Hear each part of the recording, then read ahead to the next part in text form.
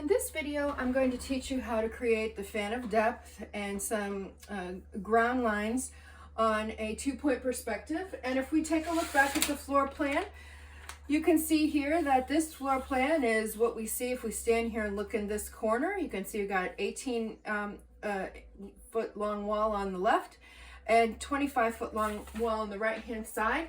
I've erased some of the extra lines that I used to construct this, but the ground lines and ceiling lines remain, the horizon line remains, and the ground line for the true height wall also remains, because I'm going to need those tick marks in just a second. So what I'm going to do now is create the fan of depth on the left and right side. And actually, as I extend these lines to create the fan of depth and extend them across the floor, they're going to create this really nice grid. So the end of the room is actually, gets infinitely distorted as these left and right vanishing point lines are brought down. And so what's going to happen is it's going to start to fall off the page. But as I said, we're going to fix that later on. Right now, we're going to get it as close to mechanically accurate as possible. And then we'll make adjustments later on once we have a little bit better idea of what's going on in this space. So I'm going to go ahead and get really close. And so I'm going to try to keep my head out of the view, but I still want to get a good level of precision here. And what I'm going to do is connect the left vanishing point through the notches on the ground line for the vertical, the true height line. And then I'm going to extend them over to this side. And again, it's going to get a little sloppy here because I'm using real soft graphite in my pencil. And so you can see here, I'm going to do a few of them.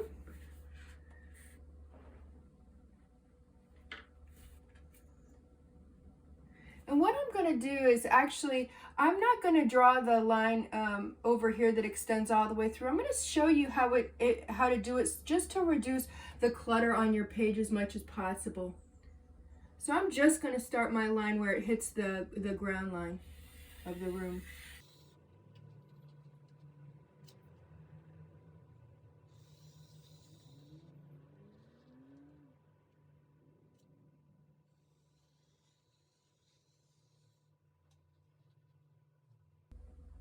When I draw this next line, I want you to watch my fingertips so that you see that I'm twisting my pencil just a little bit.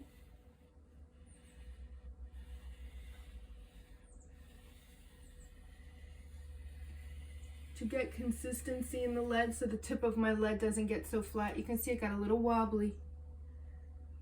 Part of the wobble is because because I'm using I'm using poster board or foam core board instead of illustration board. So it's given me a little bit of a wobble. It's got a little bit more bounce to it than a piece of illustration board has. But that's okay. Again, I'm going to come over this with pen. So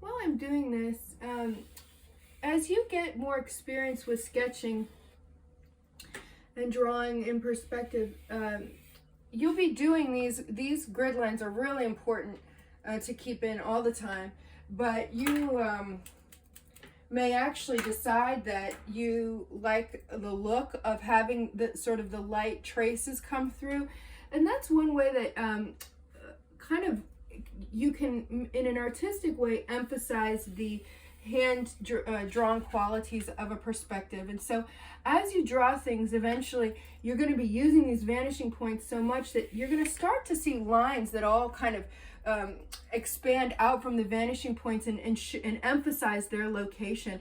And sometimes people like to erase those lines, but if you leave them and they're even just kind of light, it really can kind of emphasize the view and sort of the underlying architecture of your drawing that elevates it from just sort of a pristine perspective to more of like a hand-drawn human sketch. You can see here they're starting to spread out.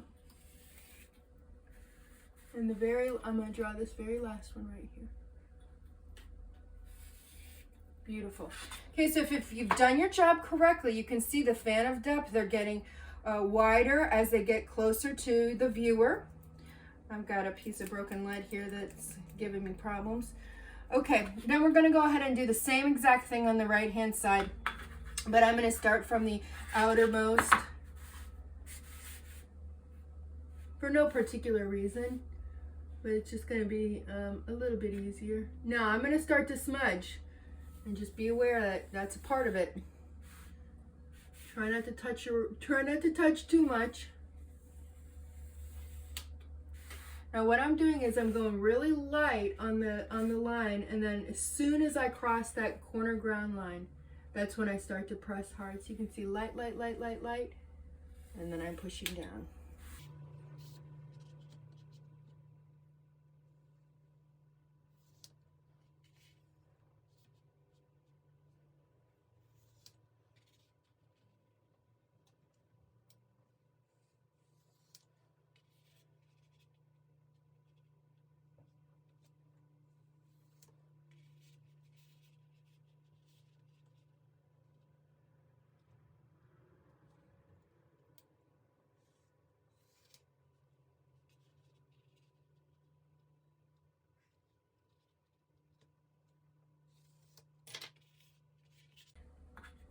Something tells me that line was not drawn in the right spot, because you can see here it's a rectangle instead of a square. See how all these are like really nice looking diamonds?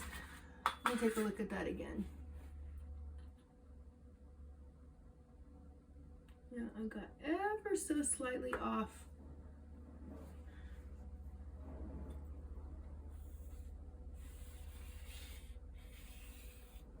So I'm constantly checking myself, because as you can see here, as I get close to the center, you can see here, these look like diamonds on the 45, and that's how I could tell that something went wrong, because of that line right there. I'll get rid of it later, but I don't want to stop right now. But it's a good reminder.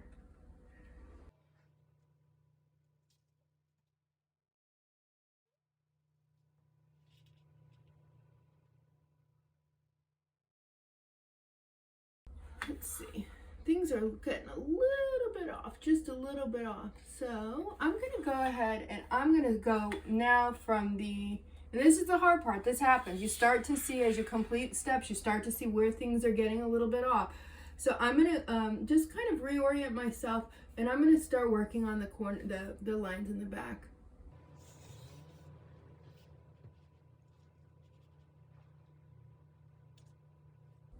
What's also happening is my vanishing point on my right side is getting really big.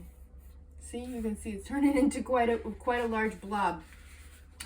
So it's important that I always make sure I'm getting right at the center of it, because again, just the slightest mistake will make a big difference later on.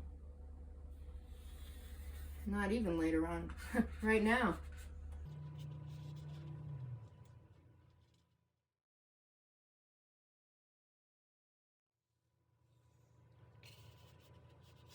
So I'm going to pause for now and finish up, because in order to get this right, I'm going to be right on top of this and you won't be able to see much.